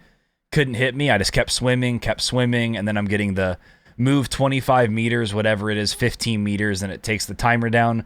Eventually, they literally just stopped looking for me and just turn around and just left me, and I was able to get my teammates back that way. If you're at a lot of other POIs, it's hard to get away. Because you can run away from that team, but it's like, okay, cool, I'm bottom prison. I run out a window of prison.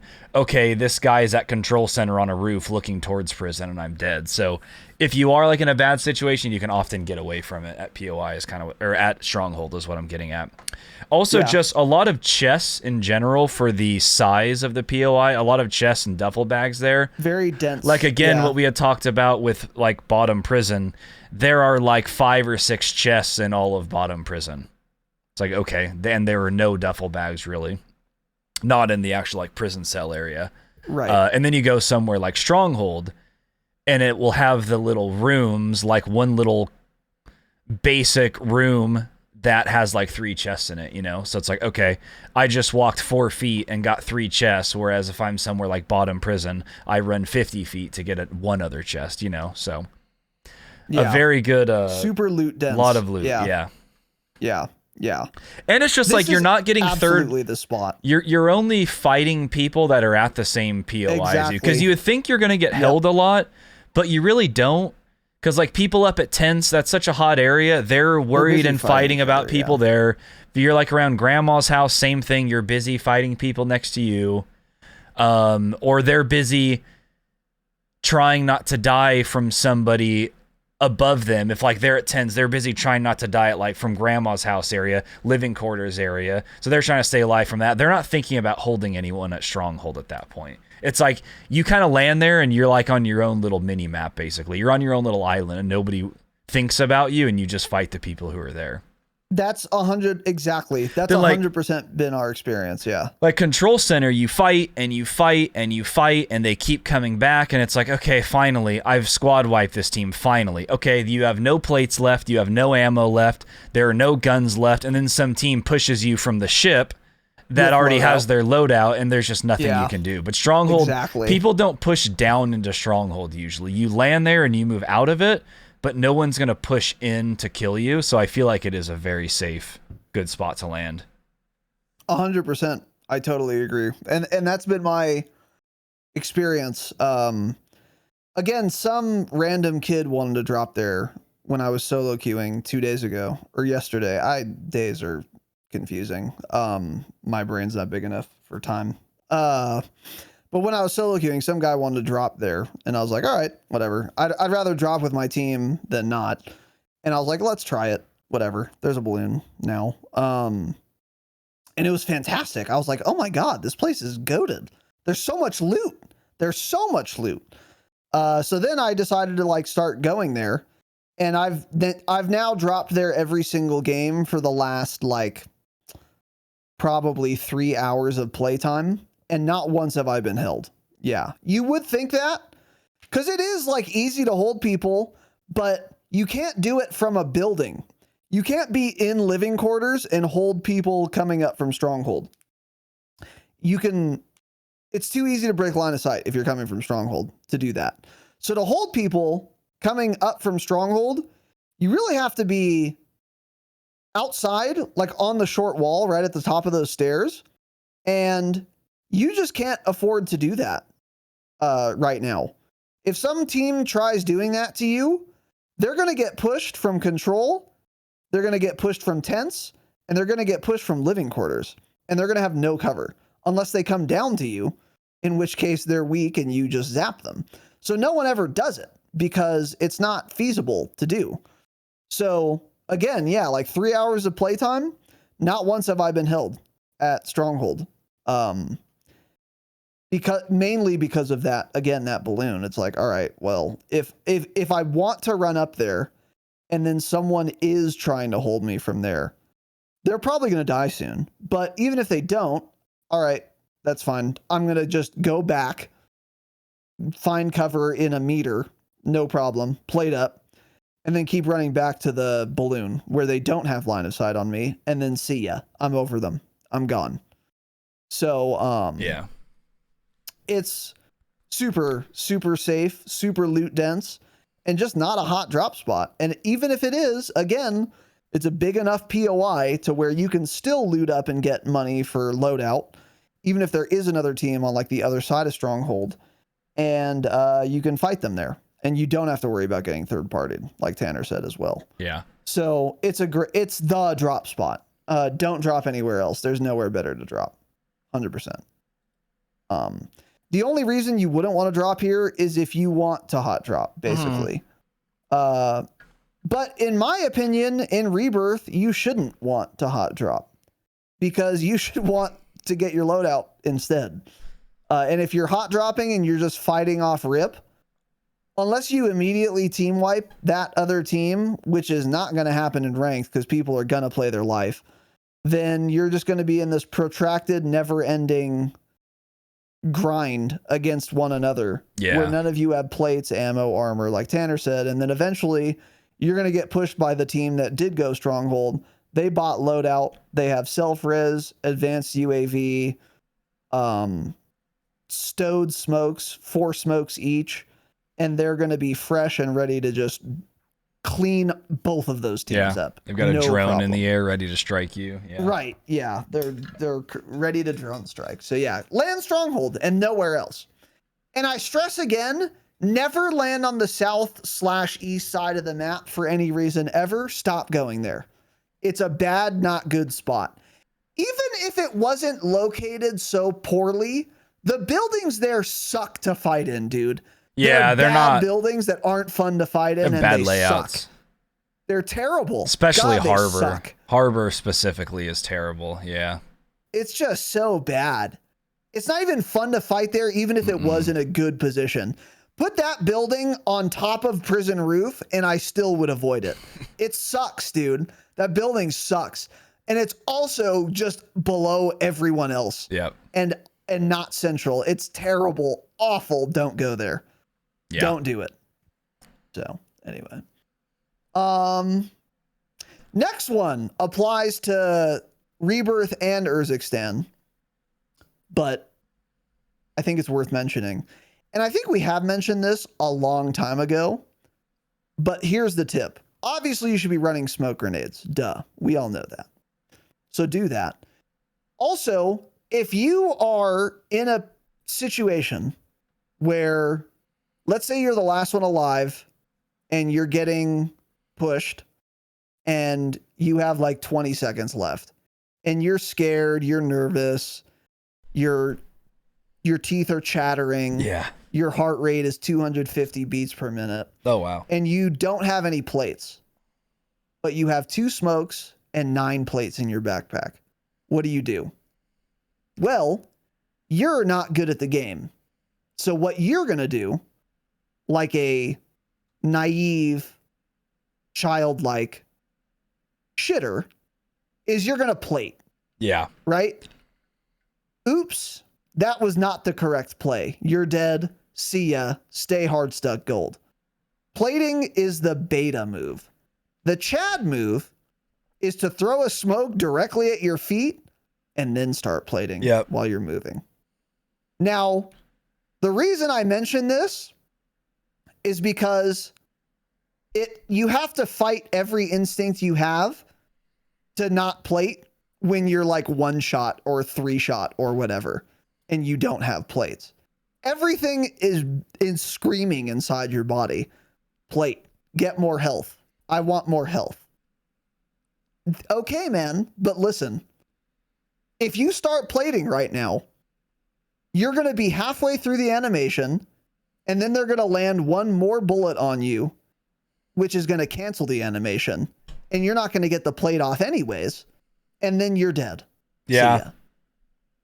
Here's the reality. If you're in a sticky situation like that, and you are afraid to throw a smoke because you don't think you have time to get the smoke off before you start plating, if you don't have time to throw the smoke, you also don't have time to plate, and you're dead anyways. Therefore, always smoke first. And I know it's hard, and I know your instincts are telling you not to, but again, if you don't have time to throw a smoke before you start plating, you're dead anyways. Even if you try insta-plating, you're already dead. You always have time to throw a smoke before you start plating. I shouldn't say always, 98% of the time. There are probably some niche scenarios we can construct to have a counter example, but the vast majority of the time, if you don't have time to throw a smoke before you start plating, that means you're dead no matter what anyways. Therefore, you might as well try throwing the smoke, because that is always going to have a higher percentage chance of you surviving, because then you're going to actually be able to plate without taking a bullet and the animation getting interrupted, and they're not going to know exactly where you're going. And the reason I make this as a point is because I've been playing solos, I've been spectating a lot of people. No one does this who's not good at the game, ever. They have 100 smokes, they don't throw any, and they just keep trying to plate while they're being shot in an open line of sight. It's like, dude, it's not going to work. Your animation's going to keep getting interrupted, bro. Trust me. I've seen people 3 times try to plate and get none of them off. It's like, dude, you had time to call an emergency smoke drop kill streak at this point. Like, if you just smoked once, we would have been so chilling and I would have respawned by now. But instead, you're panicking and you're just trying to keep plating, and it's not going to work, buddy. Yeah. It's not. You got to throw the smoke first.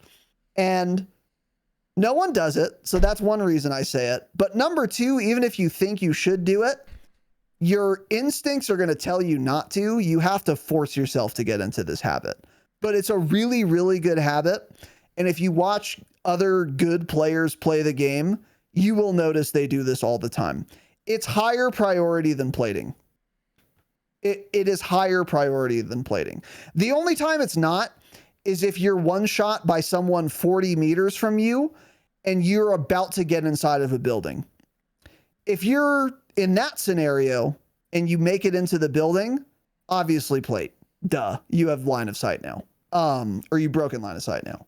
But like, if you're not in that scenario or you're not sure, you got to throw the smoke first. And it's going to feel scary, but it'll pay off. Because as soon as it's off and the smoke's in the air, you'll be able to fully plate super easy. Yeah. Yeah, no, I've gotten in the habit of doing this a while ago now. Well, by a while ago, I mean like probably 2-3 months or so. I've really tried to get in the habit of doing this because, yeah, this is a common thing. You will see pro players do, which is a good little thing you can learn, is they always smoke like this before they start plating. So definitely a good strat. Also, like, it will kind of cover footstep audio too, you know, because it does make a sound. Smoke. So as you run, as you run away, you'll have a little bit of audio cover. So that's the thing too. So you can throw the smoke, start running away while plating. They'll hear you, but not as clearly as if you were just sprinting away. They'll be like, oh, well, this guy's just running away. I'm going to kill him. And I know he's one shot because I was just fighting him. Yeah, and got exactly. 3 flesh bullets. Yeah. Yeah. So. Yeah. And another thing it does too is, like, even if they're on top of you, it's worth doing because it breaks aim assist. Yeah. So even if you're also on controller, you might be thinking, oh, well, I don't want to lose aim assist either. Yes, you do. You're trying to just not die right now. You're trying to get plates off so that you can take the gunfight. You can afford to throw the smoke. You'll break his aim assist because he's the only one trying to shoot right now. So if they're on top of you or if they enter the smoke, you also get that benefit too, is that even if they do see you because because whatever, you're past the smoke or it's client side, so there's no smoke on their screen, sick game. You're at least breaking their aim assist, so they're going to hit fewer shots. That's another reason to do it too. But yeah, it's scary, but just get in the habit of doing it. Trust me. As soon as you're in danger, just look directly at your feet, bang that smoke, and then start plating. Yeah. And you'll live so much more often. You'll be amazed. So yeah. Another little pro tip here, for those of you who don't know, if you're taking a vertical zip, it works on horizontal ones too. It's just less relevant, but, well, it's not less relevant. You should probably do it on horizontal ones too. I do it. But anyways, it's especially relevant on vertical zips. If you're like trying to zip up to prison roof, for example, and you're worried there might be people up there, and this applies to Urzikstan also. Press jump right before you hit the top, and you will have like upward momentum where you can just land on the roof without going through the like disengage your zip line animation at the top that can get you killed. Yeah. And also this way, if you jump and there are like 3 people up there, you can just keep falling down. Yeah. Yeah, exactly. I'm going to go right back down. I'm not going to go up. It doesn't fully commit you to getting onto the roof, but if you do want to get onto the roof, you can just hold forward. That's another pro tip. Getting the timing is actually kind of annoying for the vertical ones. It's super easy on the horizontal ones, but you got to get used to the timing a little bit. But just starting now, every single time you take a vertical zip, even if you know you're in no danger, practice it anyway to get the timing down, and then you'll have that in your toolbox. Yeah. There's no reason ever to not do it, literally. So yep. There's no reason to just incur some animation where you can't do anything. Yeah. If you don't have to. There's no reason. Even if like there's nobody on the roof or whatever, and I'm sure like I know that, I still do that every time just so you don't have the stupid little animation. Yeah, this is usually more important on Urzikstan, like going up to the top of big buildings, but there are zips here and it makes sense to talk about, yeah. Another little thing too that I try to do a lot, again, this happens more on Urzikstan, but it's still a thing on Rebirth. We talked about this before this Warzone launched, and they talked about how everyone was getting the climbing boost by default, and I was like, that could get kind of crazy because of how fast people mantle in this game. So yeah, it's crazy. You grab things and mantle over them very quickly in this game. So let's say you're like at tents and you want to go up to headquarters area. You know, there are like little hills there that you can kind of like run up. And when there's a hill, there's usually little areas where you can obviously like it's designed so your character can mantle on that and grab it, like going up the little rock face pretty much. So when you start mantling those things, your character like instantly teleports. It's such a fast speed and it'll throw people off. So you can use this to your advantage, mantling over anything. So like when you're playing Urzikstan or when you're playing Rebirth Island, if you're running in the open and there's like a little short wall coming up, like instead of going around that wall, what you do is you basically run up to that wall if somebody's like shooting at you and you start mantling over that. And you mantle so fast that it's really not going to slow you down. All it's going to do is screw that person's aim up. Now, unfortunately, aim assist does track through this, but it still throws aim assist off slightly. But more than anything, it's like people aren't going to be expecting it because all of a sudden your character is just like in the air mantling over something. And this happens all the time. I'm trying to snipe people and all of a sudden they mantle and on my screen they move like 5 feet in 150 milliseconds and it's not possible to track them. So again, definitely more important to do on Urzikstan, but still really important in this map. So just basically you want to mantle like every object you can where it makes sense. It's usually common sense. Don't like mantle some huge wall. Don't jump on it and climb over it. I'm talking about things that are low where your character basically insta-mantles over it. Do that instead of running around an object so you throw off people's aim. It's very important. Yeah. It works super well. Yeah. Yeah. Yeah. And you guys, if you've been playing for a while, you've encountered this where you're trying to shoot some guy and he's going up. Like, imagine if you were on like Quarry, the multiplayer map, and someone is climbing those limestone blocks. Good luck shooting them. Yep. I mean, it's like they're playing Portal. They just like zip, zoop, zoop, zoop. They're just constantly teleporting up, and then they're at the top. Yeah, and that's default perk in Warzone is whatever the climber gloves or whatever. Yeah. Yeah, this is a good tip. This is a solid little tip. It does mess people up. And it does mess up controllers too. It's more difficult on K-Bam, but it's useful against controllers also for sure. If anything, because like Hexsmith has a lot of videos showing how aim assist like instantly tracks through. But if anything, if you're tracking and you're aiming at somebody's chest, when they do the mantle, that aim assist may still be tracking, but at that point, because they're so much higher maybe, or so much like lower than where you originally were, instead of hitting center chest, they'll be hitting like your stomach, your groin essentially. And so you're still gonna, get some help there. But you're closer to getting their aim assist off target. Yeah. Which is relevant. Yeah. So that's a good tip. That is true. Stay mantling for sure. Yeah, stay mantling. And like Tanner said, obviously anything that requires a ledge hang, do not do. Yeah. You will die. Yep. Sick mechanic, by the way. So yeah, everything that's like basically vaultable or lower, essentially. Yeah. So and then last little tip I have for you guys, this is very much Rebirth specific, unlike the last couple tips. The audio on Rebirth is very odd. Let's say that. It's very odd. Okay. And especially over the past couple days, this is the conclusion I've reached. If you're outside and the other guy is outside, you'll never hear him. You'll never hear his footsteps. It's not going to happen. Oh, is it because he's on grass? No. It's not like it's better on concrete. You don't hear him. You'll never hear anyone outside ever. So tip number 1, don't be outside because you won't hear people. So like, I love fighting at tents. It's fun. But if you want to not get run up on by someone you should hear, but don't fight tents because it happens all the time at tents. Yeah. You will not hear people moving. Tack sprinting, huffing and puffing, voiping even doesn't work outside.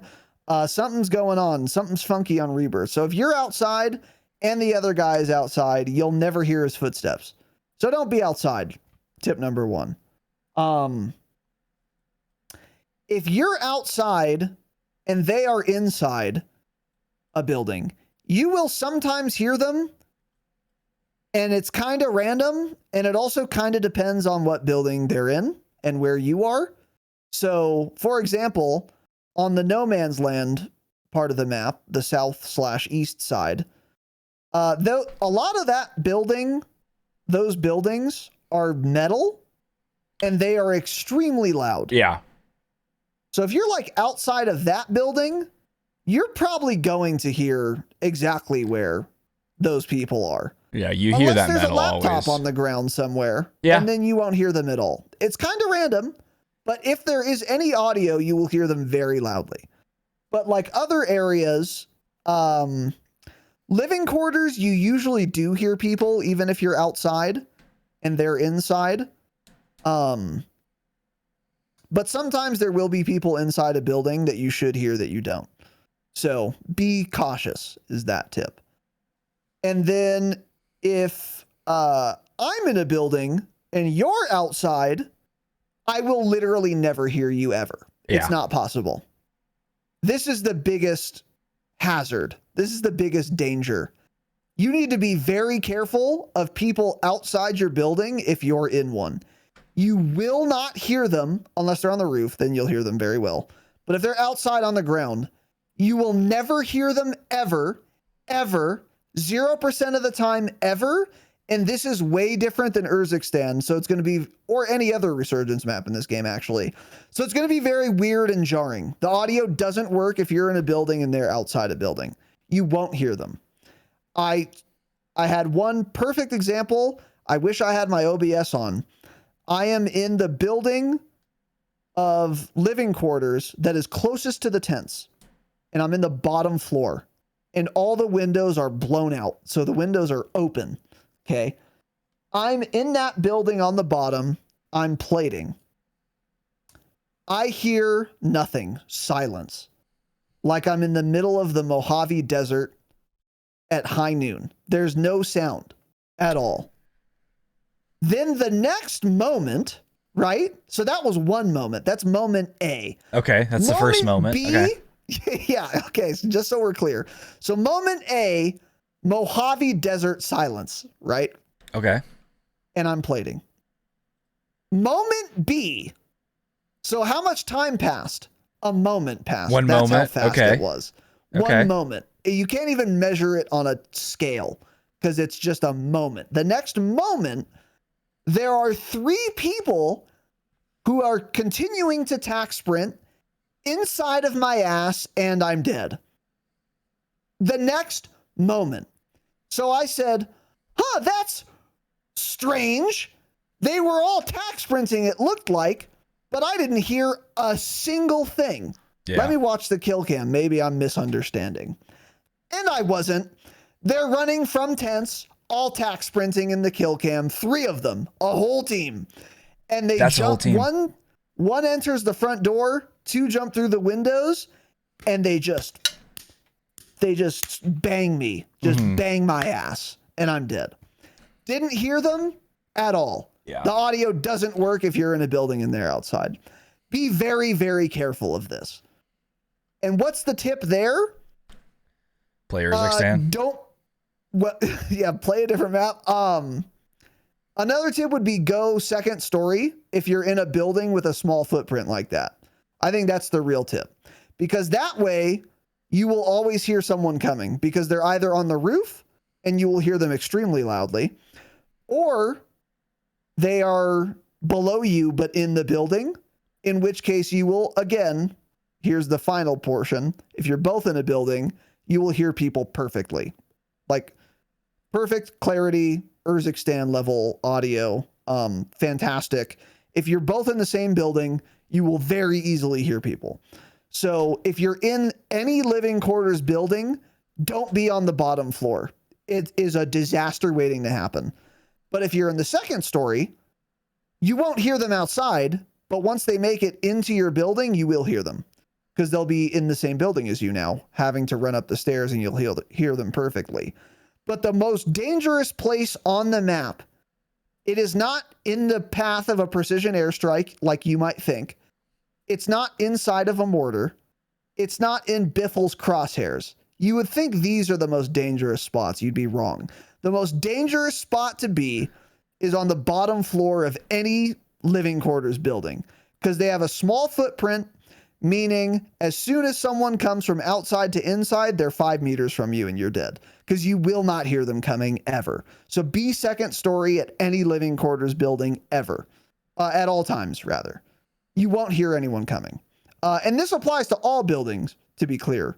You won't hear someone outside if you're inside a building ever. Not once. Not a single time. Not once. But it's most relevant and impactful and dangerous in living quarters, because those buildings are so small. So that as soon as someone's inside and you start hearing them, it's too late. Yeah. So that's another tip. Be aware of how the audio this map. I also feel like prison is the one area where no audio cues a lot of times. Like prison in general seems really bad. And it's probably because there are so many little walls with like the prison cells. So it's probably something like every one of those little cell walls is occluding audio, and there are 60 of them lined up. So when some guy is like on the other side of that, you're just not hearing anything. That's a really terrible area. Because like somewhere like Control Center, you hear footsteps for the most part, still not nearly as clear as it is on Urzikstan. You still can't determine quite as well where they're at exactly. And you still can't hear them if they're outside running, like you said. But then places like prison, this is where I've been when me and another guy slid past each other on a staircase, because he obviously didn't hear me and I didn't hear him. That was in prison. Most of the issues seem to be in prison itself, but other areas are definitely bad. And then, like factory, like you said, that metal, I could be below outside the building and 40 meters away, and I hear somebody stomping on metal there. It doesn't make any sense. The audio is wonky everywhere. Mm-hmm. But yeah, there's nothing you can do to avoid that. They'll probably make changes to it eventually. Don't know when. They need to soon. They haven't said anything, and it's been a while. I was expecting at least a point on it. I mean, people talked about it early on in Rebirth. Nobody talks about it now because it's one of those issues where it's an issue, but it doesn't go away. People just stop talking about it and they begin complaining about other things instead. That's kind of where we're at. But when they finally fixed audio occlusion issues before in Al Mazrah, at that point, not really anyone was complaining about audio either. So I have faith that they'll fix it, but honestly, like, I don't think it'll be anytime soon. I don't even think it'll be in the Reloaded update. By the time they fix it, no one will be playing Rebirth anymore, basically, is what I'm saying. So don't expect it to come too soon. Yeah.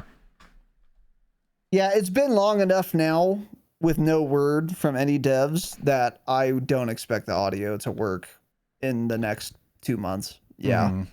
Which is a shame.